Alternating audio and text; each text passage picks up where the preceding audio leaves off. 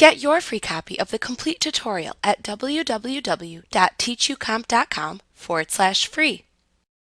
To change the color scheme used by the chart's data within your chart, select the chart or a chart element. Then click the Change Colors button in the Chart Styles button group on the Design tab of the Chart Tools Contextual tab within the ribbon. Then select a color scheme from the drop-down menu of choices. Alternatively, to change the color scheme used by the chart's data, select the chart. Then click or tap the Chart Styles button at the right side of the selected chart.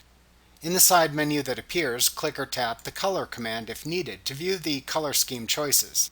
Then tap or click a choice within the scrollable list that appears to apply to the chart. Like what you see? Pick up your free copy of the complete tutorial at www.teachucomp.com/free.